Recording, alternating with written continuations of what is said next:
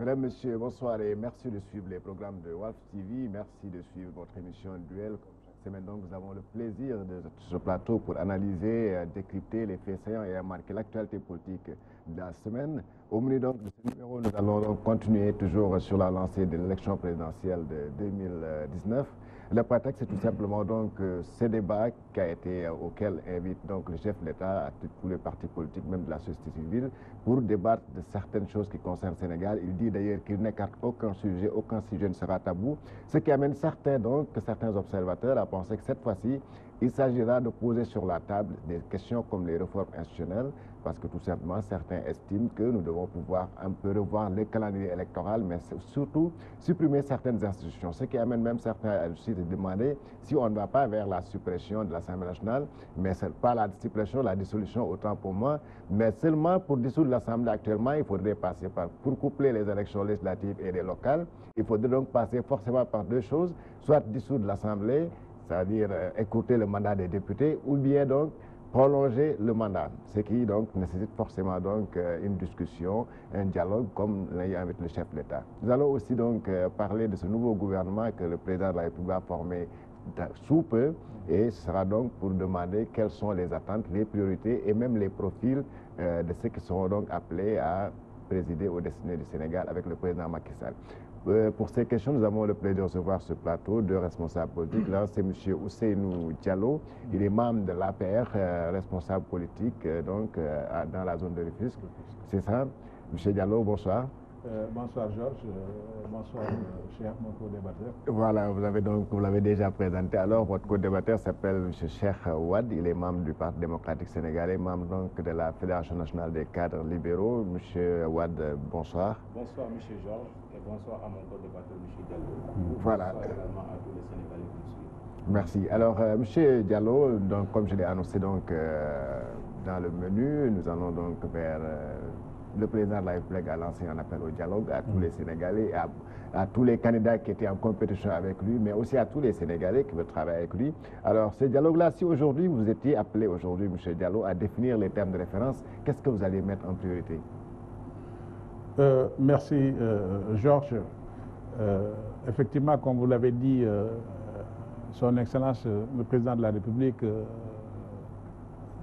a lancé effectivement cet appel-là, ou à réitérer encore cet appel, un appel au dialogue qu'il a toujours voulu, avec y compris la classe politique, que la société civile, en gros toutes les forces vives de la nation. Compte tenu, il n'a pas demandé, il n'a pas fixé encore de termes de référence. C'est-à-dire que il y a le dialogue, l'appel au dialogue. Maintenant, il faut d'abord que les gens répondent favorablement à cet appel et définir les contours, effectivement, de ce dialogue-là. C'est vrai qu'on ne peut pas mettre tout le monde autour d'une table et dire « venez, on va dialoguer », mais au moins sur le principe que les gens se mettent d'accord, il y aura certainement des plénipotentiaires et ça va être débriefé. Donc il y a effectivement, comme vous l'avez dit, il y a effectivement beaucoup d'attentes, il y a beaucoup de réformes à apporter. Même si aujourd'hui on peut pas s'enorgueillir, mais quand même se plaire du fait que nous avons un système démocratique quand même qui fait partie des meilleurs au monde, même s'il reste bien entendu à parfaire. Et pour le parfaire, on a besoin de toutes les forces vives de cette nation, y compris les politiques comme non politiques. Et je pense que l'appel sera entendu et que nous allons inéluctablement y aller une fois que le président sera installé dans ses fonctions le 2 avril. Et c'est le pays qui y gagnerait. Mais là déjà, bon, vous avez dit que le souhait, ou bien ce qui était souhaitable, c'est que tout le monde soit autour d'une table. Vous l'avez dit tout à l'heure, ce n'est pas possible. Mais vous avez de toute façon déjà entendu certains vous dire qu'ils ne seront pas de la partie. Oui, bon, ils sont libres parce que de mon point de vue, quand on appelle au dialogue, ça ne veut pas dire que quand les gens vont venir, on va leur mettre des camisoles de force. C'est pas ça le dialogue. On peut venir au dialogue, défendre son point de vue et ne pas être d'accord. Et faire des propositions ou même voir des contre-propositions. Et maintenant, les gens, ils apprécient. Mais on ne peut pas être d'accord avec, oui, quand je vous disais tout à l'heure que si vous aviez à choisir, si vous aviez à fixer les thèmes de référence, quelle priorité allez-vous mettre donc Bon, les termes de référence, d'abord, on peut rebondir sur le dialogue, peut-être qu'on peut dire avorté, que le président avait lancé, où il avait fait appel à tout le monde. C'était pour qu'on discute des questions, parce qu'on allait vers, effectivement, ce processus électoral-là. Donc, il y avait toutes ces questions liées au calendrier, les questions liées au parrainage, les questions liées effectivement à ce code électoral-là. Mais malheureusement, une bonne frange de l'opposition représentative a boycotté, a fait la politique de la 16-8. Et pour dialoguer, il faut être à deux ou plusieurs. Voilà, Monsieur Wade, alors si aujourd'hui je vous pose la même question, hein, si vous aviez aujourd'hui à définir les thèmes de référence de ce dialogue-là, alors qu'est-ce que vous allez mettre en avant? Merci beaucoup, Monsieur Georges. Mais je dois faire un petit rappel. Le président de la République avait réuni l'opposition dans un passé très récent, la société civile, les chefs religieux, autour d'un débat national pour discuter des questions stratégiques qui concernent le fonctionnement des institutions, le fonctionnement des partis politiques, le déroulement des élections, autant d'éléments qui avaient suscité beaucoup d'espoir au niveau de l'opposition et de la société civile. Malheureusement, on a constaté que ce n'était qu'un prétexte pour valider un projet déjà ficelé, véritablement pour aller vers les élections et gagner au premier tour, comme ils l'ont fait. Aujourd'hui, pour la deuxième fois consécutive, il fait appel à l'opposition, à la société civile, pour véritablement un dialogue national. C'est bien, parce qu'il n'est jamais trop tard pour bien faire. Mais je comprends parfaitement les préoccupations de l'opposition qui, aujourd'hui, certains disent qu'ils déclinent l'offre de ce dialogue national-là. Parce que simplement, les Wolofs disent ce qui s'est passé ne plaide pas en faveur d'une participation, n'est-ce pas, à ce dialogue national-là. Mais, comme je l'ai dit tout à l'heure, il n'est jamais trop tard pour bien faire. Aujourd'hui, qu'il n'y a plus, n'est-ce pas, d'objectif à long terme de réélection du candidat Macky Sall, n'est-ce pas, je crois qu'on doit répondre à ce dialogue-là pour poser maintenant les véritables questions. Revenant maintenant sur le contenu de ce dialogue national-là, je crois que l'ensemble des Sénégalais le savent. Il s'agit dans un premier temps de discuter du problème fondamental, n'est-ce pas, du fichier électoral. Ça a été posé, reposé, jusqu'ici. Personne ne peut vous dire exactement ce qui s'est passé lors de ces dernières élections présidentielles. Ça, c'est de un. Deuxièmement, parler du fonctionnement de la justice. Parce que nous ne pouvons pas concevoir que dans une démocratie comme la nôtre, que nous puissions avoir des politiques deux poids, deux mesures. Si vous êtes du camp présidentiel, on vous exempte de tout reproche, mais si vous êtes de l'opposition, c'est la chasse aux sorcières. Souvenons-nous des 25 personnes appartenant au Parti démocratique sénégalais qui ont été citées dans le cadre de la CREI. Et à ce jour, il n'y a que deux responsables qui ont été poursuivis. Karim Meïssa Wade et Tahibou Ndiaye. Karim a été condamné dans les conditions que nous connaissons. Tahibou Ndiaye également l'a été. Pendant ce temps-là, les fonctionnaires qui les accompagnaient ont été exemptés de tout reproche. Si Karim Wade avait été condamné par une juridiction de droit commun, personne ne trouverait rien à dire. Si Tahibou Ndiaye l'avait été par une juridiction de droit commun, personne ne trouverait rien à dire. Mais on choisit une juridiction d'exception. Et je dois le rappeler pour l'histoire. Olof Ndiaye Nena, des 7 que le souvenons-nous qu'à 2 semaines de la prestation de serment du président Abdoulaye Wade et à la passation de service, le président Wade avait demandé à tous les responsables, les ministres, de rester à disposition du président Macky Sall et de son équipe pour l'accompagner, n'est-ce pas, dans la réalisation de ses objectifs. Mais qu'est-ce qui s'est passé? Il a suffi de 2 semaines pour que les gens nous disent que, voilà, il y a des voitures qui ont été dérobées du parc automobile de la présidence de la République. Sachant que ceci ne passerait pas, ils se sont retournés pour le palais de tableaux qui auraient disparu, miraculeusement du palais présidentiel. Sachant maintenant qu'ils ne pouvaient absolument rien reprocher au président Abdoulaye Wade, ils se sont tournés vers son fils. Et c'était le meilleur moyen pour atteindre Abdoulaye Wade. Mais aujourd'hui, je crois qu'il y a, comme je l'ai dit tout à l'heure, il n'y a plus, n'est-ce pas, d'ambition pour le président Macky Sall qui exerce son dernier mandat. Je crois aujourd'hui qu'il faut poser balle à terre, répondre à ce dialogue-là de manière honnête et sincère pour véritablement démarrer sur de nouvelles bases. Alors, M. Diallo, dans cet appel-là, certains pensent qu'il faudrait en profiter. Bon, il a au-delà des questions qu'il a soulevées, comme la justice, comme le fichier électoral et autres. Donc, on pense peut-être que ce serait l'occasion aussi de procéder à une réforme des institutions, notamment voir comment véritablement réduire certaines institutions du jeu budgétaire, etc.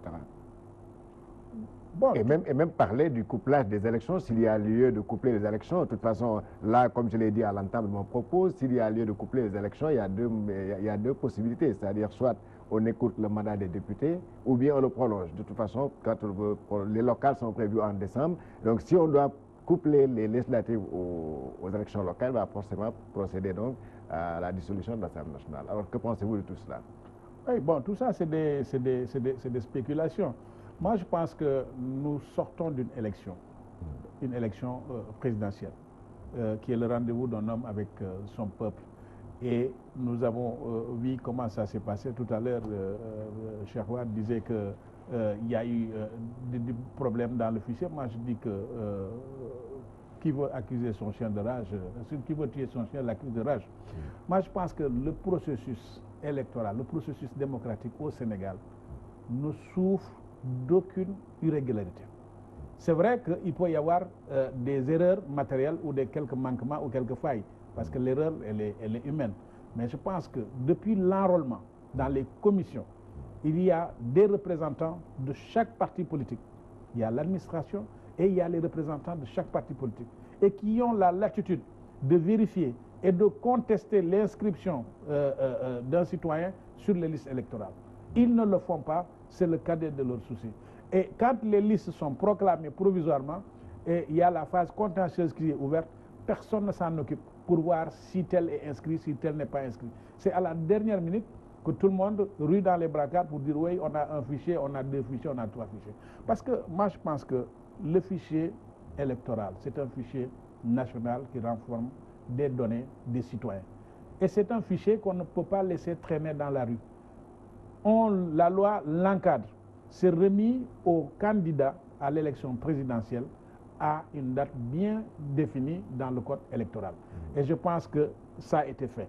Maintenant, on a assisté à l'une des meilleures élections au monde qui n'a souffert d'aucune contestation du point de vue de l'organisation. Ça c'est votre point de vue? Non, non, du point de vue de l'organisation.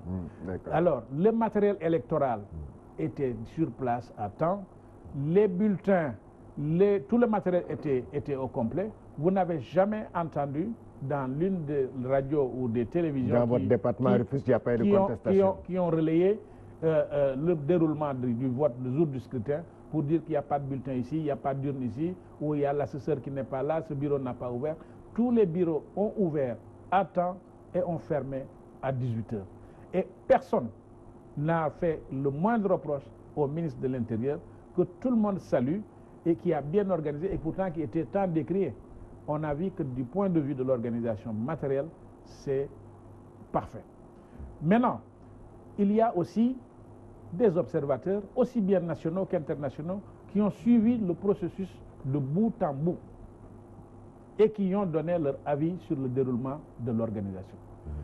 Les populations également, le peuple sénégalais, qui est un peuple mûr, mature, a administré encore une très bonne leçon à toute la classe politique. Et là, je dis aussi bien du pouvoir que de l'opposition, en étant serein, discipliné et en sortant massivement le jour du vote, sans tambour ni trompette, aller aux urnes, faire le choix et réélire le président au suffrage universel avec le taux que nous connaissons, avec une participation massive.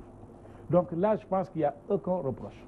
Donc c'est une leçon et les enseignements à tirer sur cette présidentielle-là, c'est que je ne parle pas de la classe politique qui n'est omnibulée que par une chose, aussi bien du camp du pouvoir que du camp de l'opposition, que de s'agripper au pouvoir, de le gagner, etc.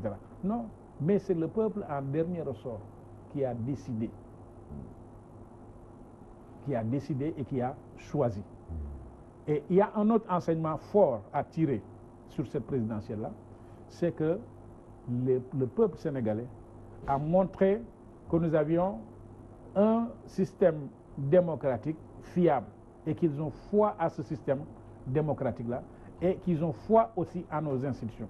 Ce qui malheureusement n'est pas le cas de nos dirigeants, de nos leaders politiques ou qui aspirent à nous diriger, qui passent tout le temps à fouler aux pieds les institutions de ce pays. Cela pourrait être peut-être un aspect donc, de ce dialogue national-là, mais comme je vous l'ai dit tout à l'heure, est-ce que ce n'est pas l'occasion de procéder à une réforme institutionnelle? Mais tout à fait, c'est-à-dire que... D'aucuns parlent de couplage des élections. D'accord, le couplage, moi je ne suis pas, je ne crache pas dessus, mais c'est-à-dire qu'il faut aussi être respectueux du choix et des suffrages des Sénégalais. Ça veut dire un clair. Il y a un calendrier électoral. Un calendrier électoral, ce n'est pas seulement un tableau où on met des échéances de date. Non, c'est-à-dire que les populations ont choisi leurs dirigeants au niveau des collectivités locales. Leur mandat arrive à terme et ce mandat, il doit être renouvelé. Maintenant, l'Assemblée nationale, ils sont en cours de mandat. Il n'y a pas de crise institutionnelle, il n'y a pas de crise politique. Et je ne vois pas la raison qui dissoudrait cette Assemblée nationale-là pour organiser des élections anticipées. Maintenant, si, par exemple, il y avait un décalage d'1 an ou de 18 mois entre les deux élections, on aurait pu repousser l'une et raccourcir l'autre pour en faire une seule élection. Mais c'est un problème qu'il faut poser et tout le monde en est conscient parce qu'en 5 ans, on ne peut pas organiser 3 élections distinctes. On avait avant un mandat de 7 ans, aujourd'hui on a un mandat de 5 ans. Si on doit faire les locales, faire la présidentielle, faire les législatives. Donc ça veut dire que chaque année, il y a une élection. Parce que l'élection, ce n'est pas seulement le jour de l'élection. Il y a l'enrôlement, il y a l'inscription sur les listes. Donc vous avez 6 mois. Ensuite, il y a tout un processus et jusqu'au jour du vote. Ça veut dire qu'on va passer tout notre temps à voter. Maintenant, il n'est pas dit que c'est forcément lors de ce mandat-là qu'il faut coupler les élections, mais on ira après ce mandat. Il y aura un autre président qui va être élu et ce président aura toute la latitude de coupler les élections. Maintenant, le débat, il faut le poser maintenant et discuter et trouver un consensus et maintenant voir comment le mettre en œuvre. Que répondez-vous à ceux-là qui pensent qu'il faut supprimer peut-être des institutions comme le HCCT, le remplacer par le Sénat par exemple? Oui, c'est un problème d'orientation et un problème de lecture. Vous savez, en politique comme dans d'autres aspects également, c'est un prisme. Ça dépend de l'angle sur lequel vous observez la chose. Je pense que le président de la République n'a pas sorti tout simplement comme ça ex nihilo de HCCT. Donc il y a eu une réflexion, il y a eu de larges discussions qui ont été entamées sur la réforme des institutions. Je pense que l'honorable professeur Mbow avait piloté. Et c'est à l'issue de ça qu'effectivement que le président a décidé de mettre sur pied ce haut conseil-là. Parce que tout simplement, le président de la République, son Excellence Macky Sall, il demeure persuadé que tout devrait passer par la territorialisation des politiques publiques. Et les réformes devraient aller beaucoup plus loin. Donc il y a l'acte 3, il y a une phase qui a été amorcée, qui n'est pas encore consolidée. On a mis en place effectivement la communalisation universelle. On a vu effectivement qu'il y a des problèmes. Nous avons la plupart des communes qui ne s'en sortent pas parce que c'est des communes rurales, c'est des communes qui sont dépourvues de ressources. Et or, une commune, elle est instaurée pour être viable. Donc, toute cette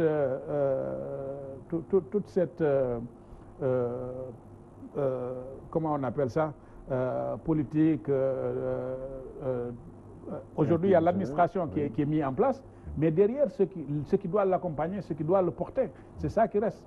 Donc sur la fiscalité, effectivement sur le financement. Tout cela nécessite un débat. Mais tout cela, débat ou pas, c'est des réformes qui doivent être faites. Maintenant, que les réformes soient portées par l'ensemble des forces vives de la nation, je pense que le Sénégal, ça nécessite effectivement un dialogue. Tout à fait. Et il ne faudrait pas voir l'appel du président au dialogue comme étant une invite à venir partager le gouvernement ou partager les postes. C'est pas ça l'objet. Maintenant, s'il y a parmi ces responsables-là qui sont prêts à se départir de leur manteau partisan, en mettant l'intérêt supérieur de la nation et qui sont compétents, je ne vois pas pourquoi le président ne les inviterait pas à travailler à ses côtés soit dans le gouvernement ou dans des institutions, ou bien carrément dans une relation carrément bilatérale. Parce que le président de la République a la latitude de s'appuyer sur des Sénégalais et sur des compétences et en faire des conseillers sur des domaines précis et leur confier des missions et qui peuvent être beaucoup plus intéressantes même que de diriger un cabinet ministériel. Tout à fait, merci. Alors, Monsieur Wade, je vous poserai la même question. Aujourd'hui, dans le cadre de ces dialogues-là, certains déjà pensent qu'il faudrait se pencher sur la nécessité de coupler les élections locales aux élections législatives, et auquel cas il va forcément donc choisir de dissoudre l'Assemblée nationale, parce que les élections locales se passeront au mois de décembre.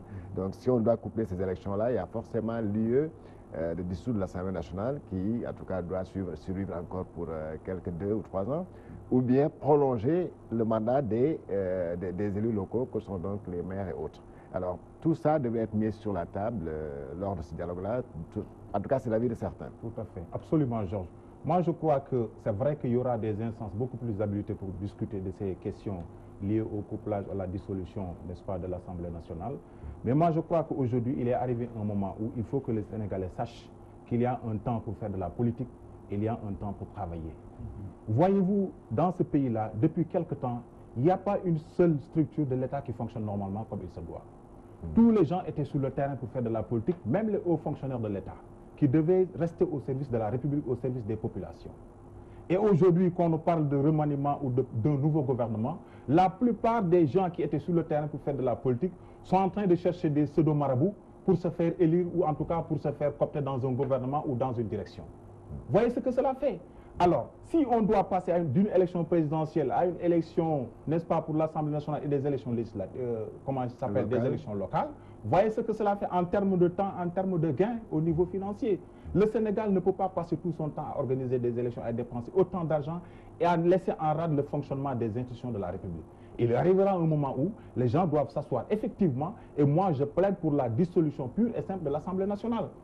C'est vrai que nous n'observons pas une crise au niveau institutionnel, mais il arrivera un moment où aujourd'hui tous les gens s'accordent sur le fait que la législature actuelle est la plus nulle de l'histoire, n'est-ce pas, du Sénégal. On ne parle pas de questions d'enquête parlementaire, et pourtant il y a autant de questions sur lesquelles les députés devraient réfléchir pour éclairer la lanterne des Sénégalais. Autant de questions. Malheureusement, aujourd'hui, avec cette majorité mécanique, je ne parle pas du gouvernement de l'APR, hein, parce que ça a été toujours comme ça. Mais quand même, il arrive un moment où véritablement, il faut que les gens sachent que véritablement la question du Sénégal doit primer sur les questions individuelles.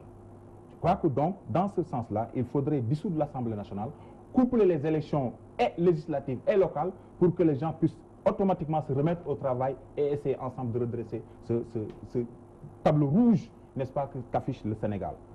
Alors, ceci est d'autant plus possible qu'il n'y a plus d'impératif pour un nouveau mandat du président Macky Sall. Il n'y en a pas. C'est vrai qu'à l'époque, il voulait satisfaire les demandes liées à son alliance avec Ousmane Tanor Dieng du Parti socialiste, avec Moustapha Niasse de l'AFP, mais vous l'avez entendu récemment, le directeur de cabinet de Moustapha Niasse dit que l'AFP aura un candidat en 2024. Le Parti socialiste s'est réuni pour essayer de faire un chantage, n'est-ce pas, ferait un appel à ses anciens frères de Parti socialiste dirigés par Khalifa Ababacar Sall. Tout ceci pour montrer au président Macky Sall que nous sommes là et nous existons toujours. Mais ils savent que le vent a tourné. Aujourd'hui, qu'il n'y a plus d'impératif pour un nouveau mandat, un troisième mandat pour le président Macky Sall, je crois qu'encore une fois, il faudra poser balle à terre, réfléchir, aller en profondeur sur les réformes des institutions pour que véritablement le Sénégal reparte sur de nouvelles bases pour que demain, il n'y ait plus ces questions-là de querelle de positionnement. Quand vous parlez aux réformes des institutions, que pensez-vous de ceux qui pensent qu'il y a lieu de dissoudre peut-être le HCCT, le Haut Conseil des collectivités territoriales, remplacé peut-être par un Sénat? Mais absolument, je l'ai dit. Souvenez-vous que c'est le président Wade qui avait créé le Sénat. C'est vrai. Mais il existait avant. Mais absolument, il avait dissous puis recréé. Diop avait un Sénat. Très bien. C'est parce que Wade a dissous avant de le ramener. C'est parce qu'Abdoulaye Wade est un visionnaire. Il savait le rôle que le Sénat pouvait apporter. Visionnaire ou bien un politicien? Non, mais c'est un visionnaire. Bon, d'accord. Parce que nous, ce que nous retenons d'Abdoulaye Wade, c'est qu'il nous disait à chaque fois que je ferai en sorte que quand vous marcherez dans le monde, vous bomberez le torse et vous serez fiers d'être Sénégalais. Et ceci s'incorpore dans la valeur travail. Ce n'est pas chimérique. Hein? L'idée selon laquelle il faut travailler, beaucoup travailler, encore travailler, ce n'est pas chimérique. Seul le travail paye. Et c'est pourquoi le président Wade avait lancé un appel à toute la diaspora sénégalaise, d'où qu'elle puisse se trouver, pour venir apporter leur contribution à l'œuvre de reconstruction nationale. D'accord? Et aujourd'hui qu'il n'y a plus d'impératif pour un troisième mandat pour le président Macky Sall, je crois qu'il doit arpenter le chemin qu'avait emprunté le président Abdoulaye Wade pour appeler l'ensemble des forces vives de la nation, comme l'a dit tout à l'heure Michel Diallo, pour qu'ensemble on travaille autour d'un idéal pour le développement du Sénégal. Parce que si le Sénégal-là nous appartient, il y a un temps pour faire de la politique, il y a un temps pour travailler. Vox Populi, Vox Dei, il l'a dit tout à l'heure, le peuple a choisi de conférer au président Macky Sall un second mandat. Félicitons le peuple à ce niveau-là, continuons à travailler. Mais nous savons tous que le peuple n'est pas d'accord pour ces institutions budgétivores-là qui grèvent aussi bien le budget de l'État, mais qui n'est destiné qu'à satisfaire une clientèle politique. Mais comme l'a dit tout à l'heure M. Diallo, le président n'a pas sorti le HCCT comme ça ex nihilo. Certainement, il a dû penser à ça parce que, souvenez-vous, ou bien je vous le rappelle, je vous le signale plutôt, dans son premier programme, le président Macky Sall avait introduit un Sénat qu'il a ensuite supprimé pour nous ressortir le HCCT. Et donc, là, quand vous parlez de calcul politique, politicien, le président Wade avait supprimé le Sénat avant de le ramener. Oui, en fait, c'est vrai, hein, le HCT n'est pas sorti ex nihilo. C'est vrai. Parce que simplement, cela découle d'un programme qui a été mis en place par le président Macky Sall. C'est l'acte 3 de la décentralisation. Pour avoir des territoires viables et compétitifs. Voilà. Ça, c'est vrai, nous sommes tous d'accord. Mais souvenons-nous qu'effectivement, dans la mise en œuvre de l'acte 3 de la décentralisation, il y a énormément de problèmes. Aujourd'hui, la plupart des communes sont presque dépourvues de ressources. Dépourvues de ressources parce qu'il n'y a pas une politique, n'est-ce pas, d'accompagnement de ces communes-là pour pouvoir leur donner les moyens de leur vision. Donc aujourd'hui, je ne vois pas pourquoi le HCT pourrait véritablement accompagner le président. Parce que, comme il l'a dit tout à l'heure, il y a des cadres de l'administration qui sont là et qui sont capables, aussi bien dans l'élaboration que dans la mise en œuvre de ces politiques publiques-là, qui permettent d'avoir véritablement des politiques territoriales viables et compétitives. Donc, pour moi, encore une fois, je dis et je maintiens que le HCT n'a plus sa raison d'être. C'était une question purement politique. Il fallait satisfaire une cliente politique, maintenir le plus longtemps possible la dynamique Benno Bokk Yakaar. Aujourd'hui qu'il n'y a plus cet impératif-là, je crois que chacun peut aller chercher de son côté. Maintenant, en ayant toujours le même idéal, c'est le développement du Sénégal. Alors, toujours dans le cadre de... Oui, allez-y. Non, je voulais rebondir un peu sur, effectivement, sur comme il le dit, Wade de visionnaire. Donc, d'accord, tout le monde, ça, on ne peut pas lui lier. C'est-à-dire que Wade, en demandant aux gens de travailler, et je pense que Macky n'a pas fait autrement. Il a même plus travaillé, beaucoup plus travaillé que Wade ne l'a dit. Lors de ce mandat de 7 ans, il a fait plus que, en termes de réalisation, en termes de réforme, beaucoup plus que tous ses prédécesseurs. Maintenant, la véritable réforme ne se trouverait pas en la dissolution de l'Assemblée nationale. C'est en la réforme de l'institution de ce qui est l'Assemblée nationale. C'est à ça qu'il faut aller. Parce que quand vous dites, on a toujours dit, oui, 12e législature, la plus médiocre, 13e législature, parce que c'est sur le choix des hommes. C'est-à-dire procéder... Parce que ces institutions-là, il y a entre l'esprit et la lettre. C'est là où il y a le problème. C'est-à-dire maintenant, vous voulez... Le HCCT, c'est une formidable création. Est-ce que vous êtes en train de dire, par exemple... moi, je suis d'avis qu'effectivement, le président, il a gagné, on l'a plébiscité, mais aussi pour mieux faire, pour le pousser à mieux faire, moi je pense que je peux même me permettre de dire que, puisque le président, le peuple aurait pu le remercier, il ne l'a pas fait, il l'a reconduit. On peut le voir comme un plébiscite, comme on peut le voir aussi comme un sursis.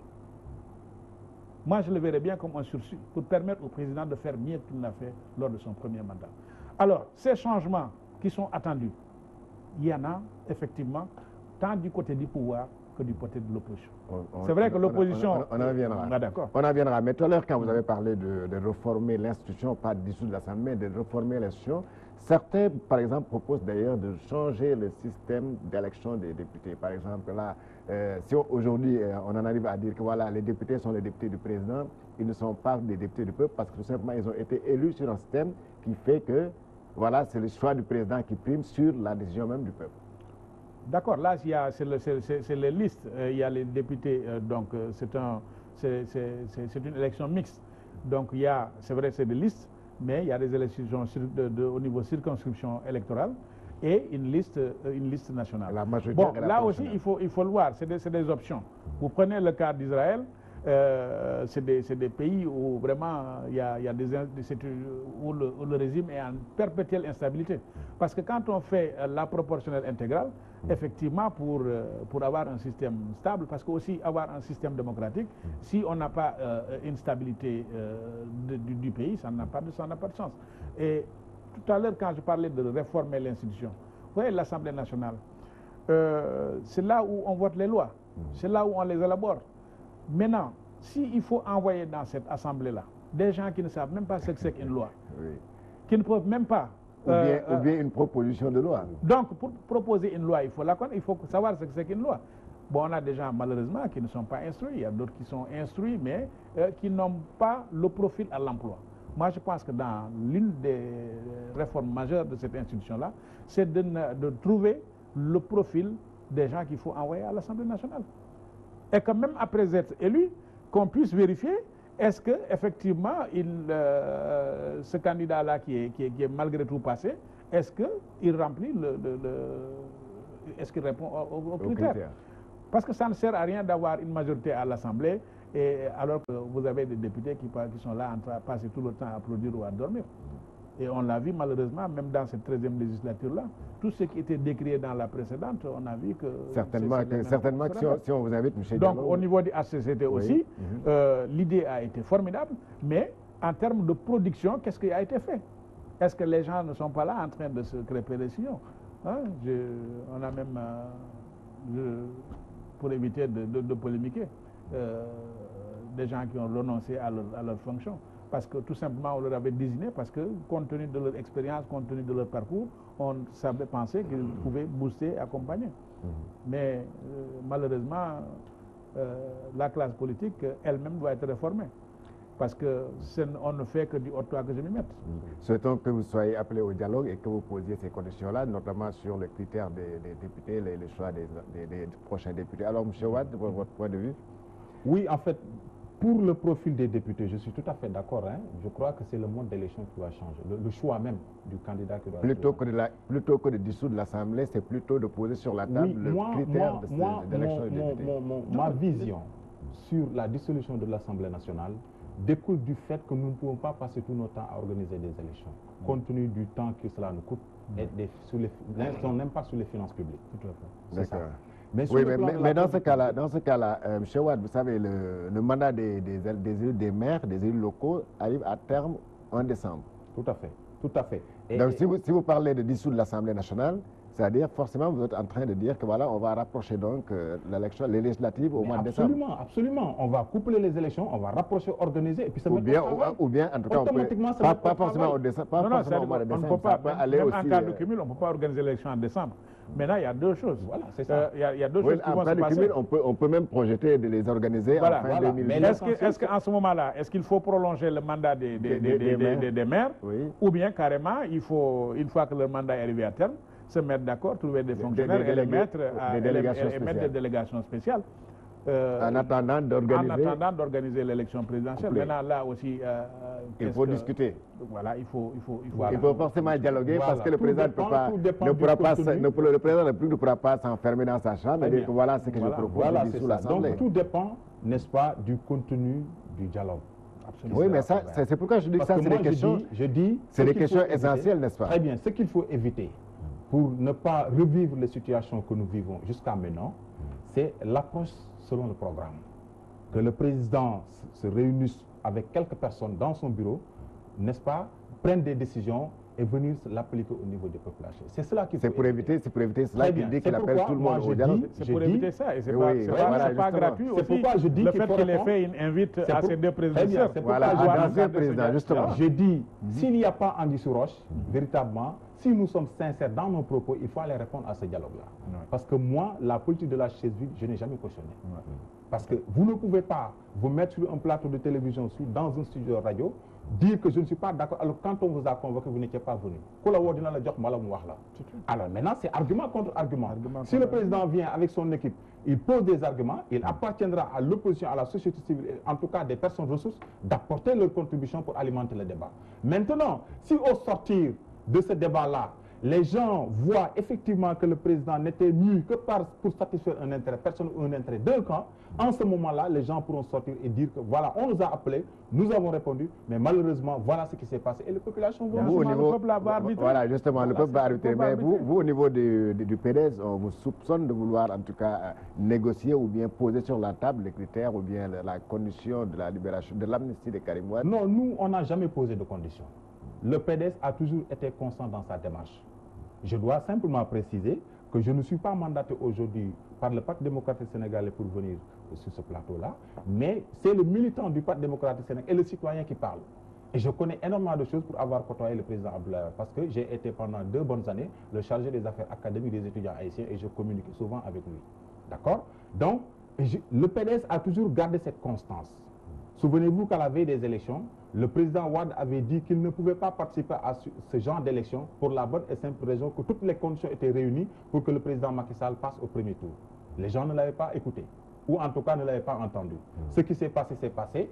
Il a préféré s'ennuyer dans un silence que les gens essaient, n'est-ce pas, de décortiquer par un soi-disant deal pour véritablement avoir l'amnistie de Karim Wade. Non, si on voulait avoir l'amnistie de Karim Wade, il serait beaucoup plus facile pour le Parti démocratique sénégalais de donner un deal de vote en faveur du candidat Macky Sall. Et ce serait beaucoup plus... Le président Abdoulaye n'a jamais caché ses ambitions. D'accord? Il n'a jamais caché où il voulait aller. Maintenant, chacun d'entre nous est libre d'interpréter à sa manière. Maintenant, nous, au niveau interne, le moment venu, le PDS va se réunir et une voix beaucoup plus autorisée que moi portera la parole du parti par rapport à ces questions-là. Voilà, merci. Cela nous permet donc d'avancer et d'aborder donc le second sujet de cette émission, à savoir donc le prochain gouvernement qui sera installé incessamment par le président de la République. Vous savez donc qu'il va prêter serment donc très prochainement. Le 2 donc à Diamniadio, on dit que c'est le centre de conférence.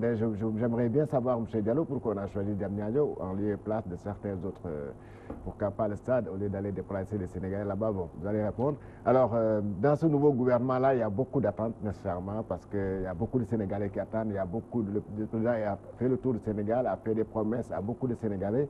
Et même au sein de son parti, au sein de ses alliés, beaucoup sont sur la touche. Tout à l'heure, votre co-débatteur l'a évoqué en disant donc pour Charité qu'actuellement, il y a beaucoup de responsables de la moisse présidentielle qui font le tour des marabouts pour chercher donc, je ne sais pas, un talisman qui pourrait aider à se faire élire ou bien à se faire nommer quelque part dans une direction, un poste ministériel. Alors, M. Diallo, je commence par vous aussi sur cette question-là.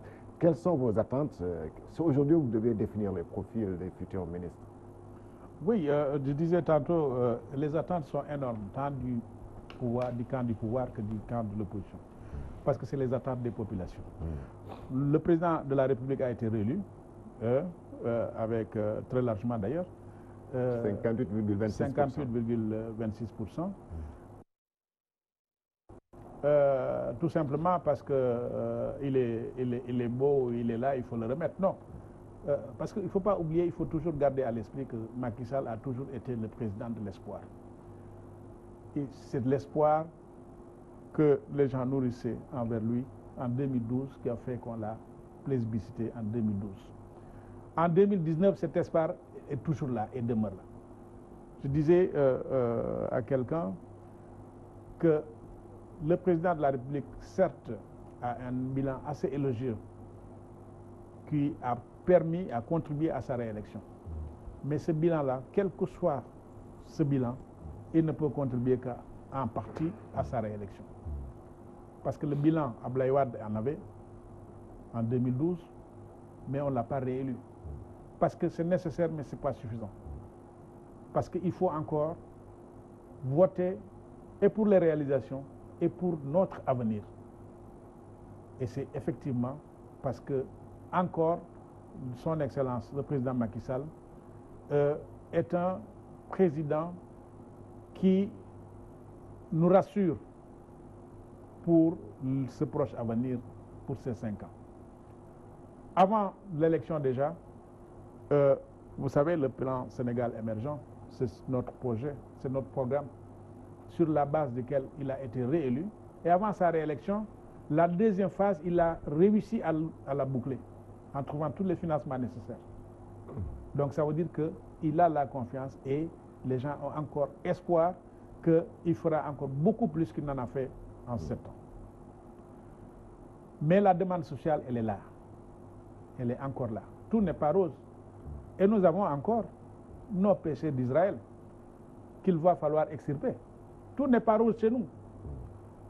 Et c'est tout ça, pour revenir en arrière, l'essence, l'intérêt de ce dialogue-là.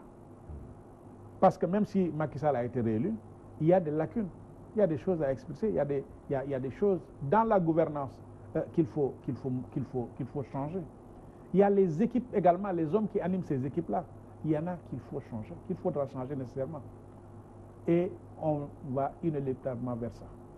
Maintenant, quant au marabout, avec Macky Sall, c'est peine perdue. Parce que, comme je dis, c'est un géologue, il est aussi dur qu'un roc. Il n'y a rien à faire. Il faut travailler. Alors, Cheikh Wade, si vous saviez donc, quelles sont selon vous les attentes que vous avez en tout cas glanées un peu partout au niveau des populations pour ce futur gouvernement? Bon, moi je crois que, comme l'a dit M. Diallo, je crois qu'aujourd'hui les attentes sont énormes. La prestation de serment, si je ne m'abuse, est prévue pour le 2 avril. Pour le 2 avril. Et il est également dit que le prochain gouvernement... à Diamniadio, effectivement. Au centre des expositions de Diamniadio. Il est également dit que le prochain gouvernement... Au passage, c'est une grande merveille aussi. Oui, j'ai été là-bas, je suis allé visiter, parce que moi je préfère observer des au centre d'expo de Paris. Avant de me prononcer. Voilà. Donc il est également dit que le prochain gouvernement serait connu le 3 avril. Au plus tard, le 3 avril. Le 3 avril, avant la date du 4 avril. Mais je l'ai dit à l'entame de mon propos, il n'est jamais trop tard pour bien faire.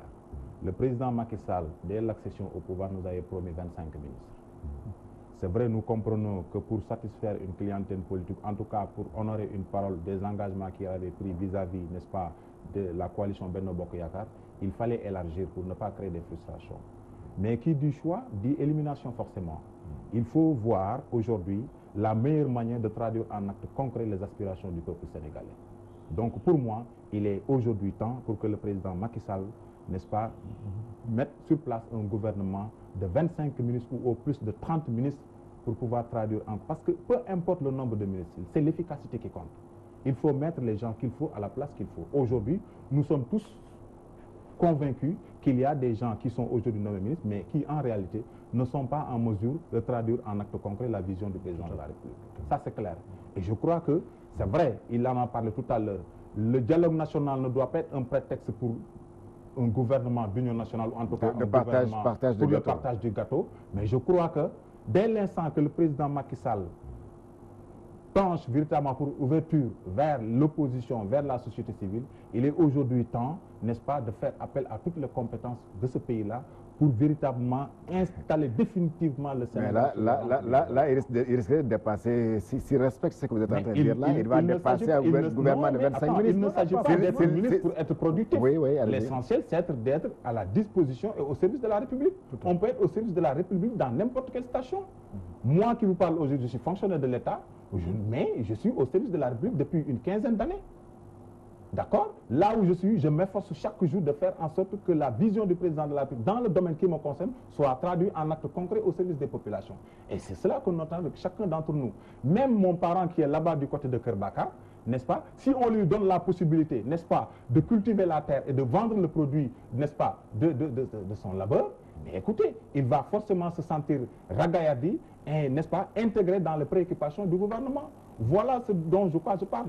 Alors, regardez, si le paysan qui sème des arachides, qui récolte et qui demain se retrouve dans une situation de quasi-mévente, qui est obligé de brader cet arachide-là au niveau des Louma, qu'est-ce que cela fait? Pendant ce temps-là, le gouvernement a une belle vision par rapport à l'agriculture, un ministre de l'Agriculture que je salue parce que moi je suis d'extraction paysanne. J'ai été dans les 45 départements du Sénégal, j'ai eu la chance de visiter les 45 départements du Sénégal et les 14 régions du Sénégal. Dans chaque localité, j'y ai passé au moins 48 heures. Donc, je suis à peu près sûr du vécu des populations au niveau rural. Alors, donc, c'est pour tresser des lauriers, entre guillemets, au ministre de l'Agriculture qui véritablement avant un travail extraordinaire. Parce que lui, véritablement, il va sur le terrain pour s'imprégner des réalités des paysans. Donc, tout ceci pour dire qu'un gars comme Pape Abdoulaye Seck, véritablement, c'est une personne qui exerce un travail remarquable au niveau du milieu rural et qui aide les paysans. Alors, un ministre comme lui pourrait faire les mêmes choses, mais mettre un ministre qui suscite la polémique à chaque fois, mais ça pose problème. Au lieu de travailler, on suscite le débat, chaque jour c'est des polémiques à n'en plus finir. Mais où va ce pays-là? C'est pourquoi je dis, c'est le moment pour le président Macky Sall, n'est-ce pas, de diminuer le nombre de ministres, de porter son choix sur des personnes compétentes, intègres surtout. Parce que la notion d'intégrité également est une donnée fondamentale dans la gouvernance actuelle. D'accord? Parce qu'il faudrait véritablement donner toutes les garanties aux institutions qui aujourd'hui portent l'économie sénégalaise pour véritablement que le Sénégal puisse encore une fois continuer dans cette Ok, vous avez entendu M. Ouad parler d'un nombre réduit du gouvernement, dire que le président Macky Sall obtient là l'occasion rêvée de réduire le nombre, en tout cas de respecter la promesse qu'il avait faite aux Sénégalais de nommer un gouvernement de 25 ministres.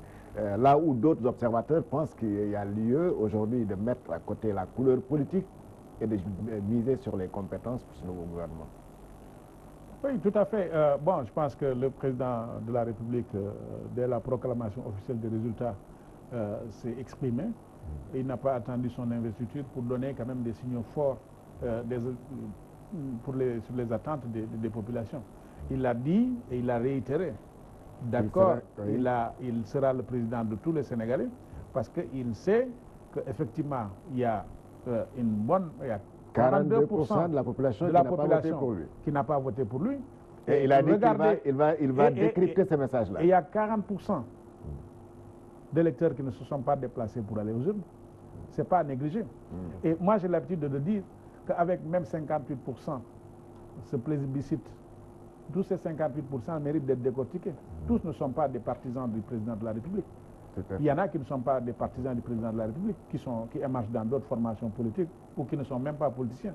Mais ils ont fait un choix parce que tout simplement, même s'ils avaient ce désir de changement, en face, ils n'ont pas vu quelqu'un pour porter ça. Et au sein de sa majorité, il y a énormément, plus de la moitié, qui attendent, effectivement ces réformes et ces changements. Je disais tout à l'heure, tant dans la gouvernance que dans les équipes qui mènent, dans les hommes qui constituent et qui animent ces équipes-là. Et il a donné ce signal fort en disant que il va s'attacher déjà en mettant en avant la compétence, l'efficacité et les valeurs. Et je pense que c'est de ça que nous avons besoin. Parce que le président Macky Sall est entré dans l'histoire. Il n'a pas le droit d'en sortir. Il doit rester dans l'histoire.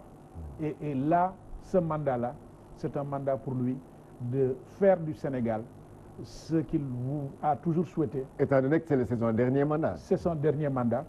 Et il a cette occasion d'appeler tout le monde, de faire le maximum de réformes possibles et de laisser ce pays-là dans la prospérité, dans la paix et la tranquillité et la quiétude. Nous avons la chance, parce que je disais que le président c'est un président d'espoir, nous avons un pays avec nos ressources minières, nos ressources pétrolières, nos ressources gazières.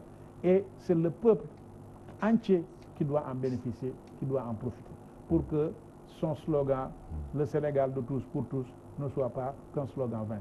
Que effectivement, que tout le monde se reconnaisse et que se sente à l'aise et que nos voisins éprouvent même le désir de troquer leur nationalité contre la nôtre. Justement, comme je le disais tantôt, donc là, le président a quand même certains avantages. C'est son dernier mandat, il n'a plus de calcul, il n'a plus de calcul à se faire quant à l'idée d'être l'otage d'un parti politique ou bien de certains responsables qui lui disent que vous me lisez ou bien vous me nommez ou bien en tout cas je vais quitter le parti ou quelque chose comme ça, sachant que lui, il ne se présentera plus. Donc c'est l'occasion rêvée pour lui, n'est-ce pas, de respecter toutes les promesses qu'il avait faites en 2012, absolument, mais qu'il n'a pas pu appliquer. Absolument, Georges. C'est pourquoi je disais tout à l'heure, il n'y a plus d'impératif pour un troisième mandat.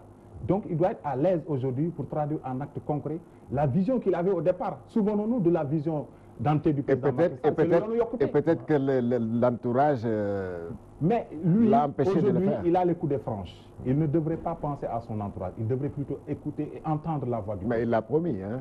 Il l'a promis. Et il le fera. Dans un premier temps, nous avons vu ce qui s'est passé. Oui, mais cette fois-ci, dès que les résultats ont été proclamés par le Conseil constitutionnel, il est sorti pour dire que je serai le président de tous les Sénégalais.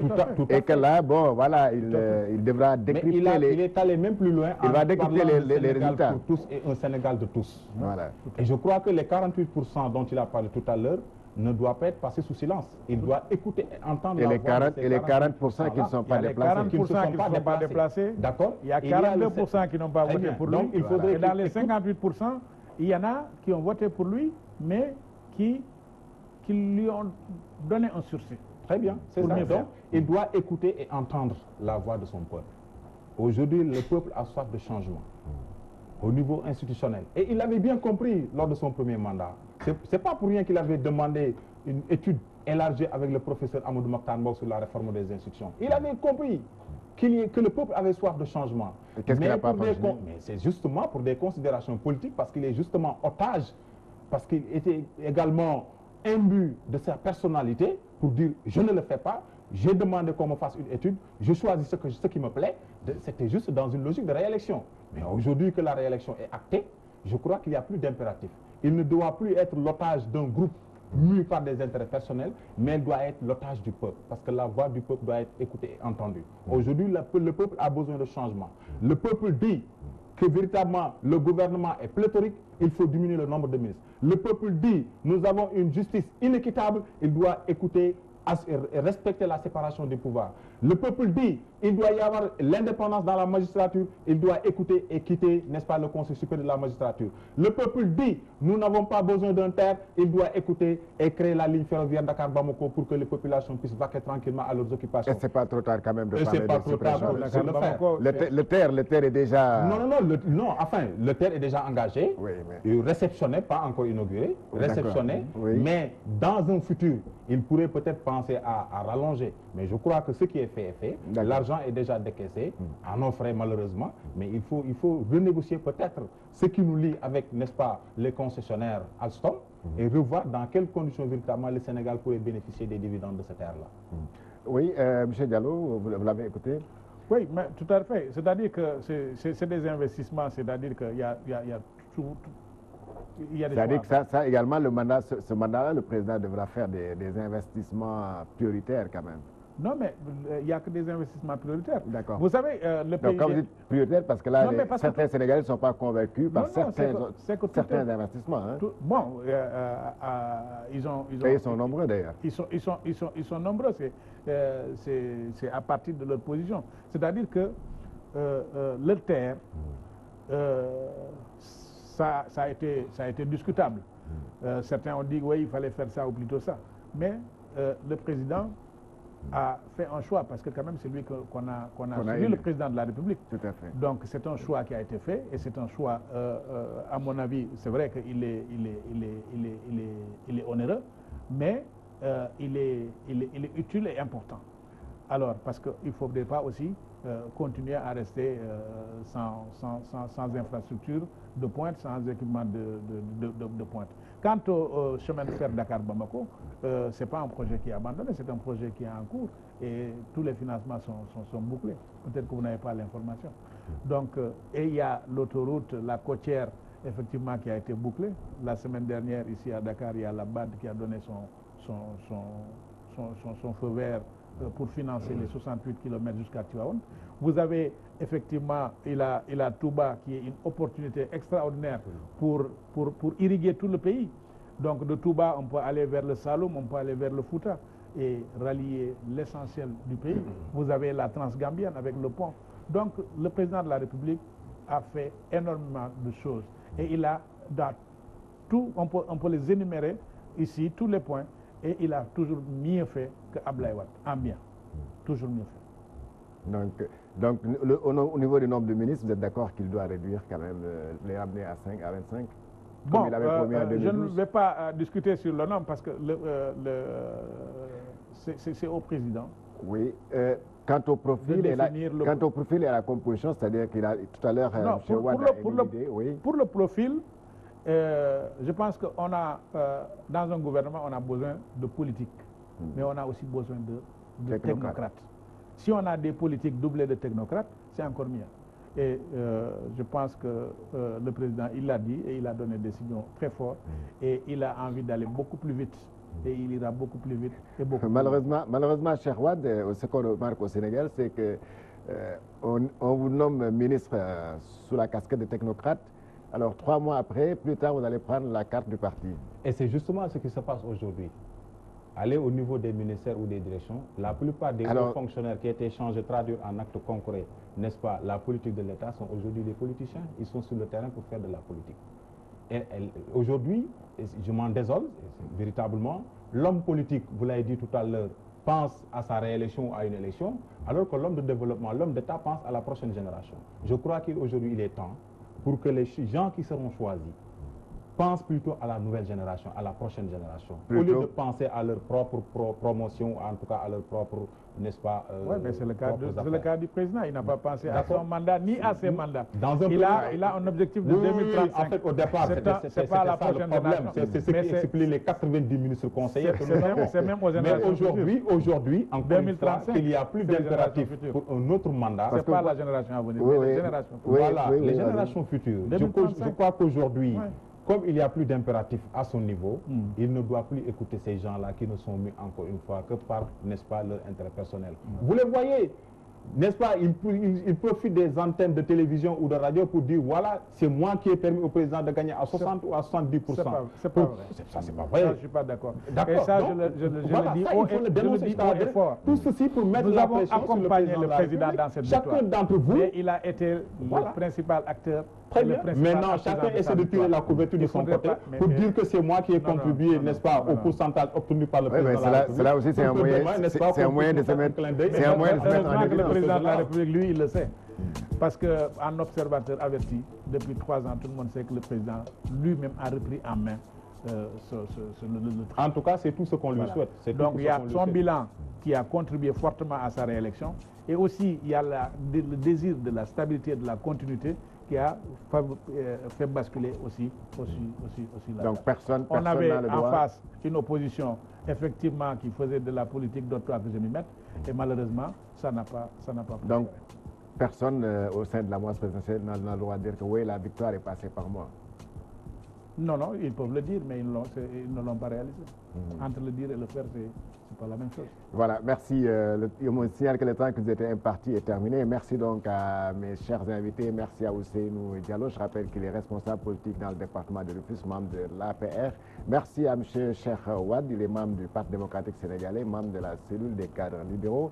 Merci à l'équipe technique, Cheikh Tidiane Diop, Cheikh Tidiane Ndiaye. Merci à Oussad Hassan pour la réalisation.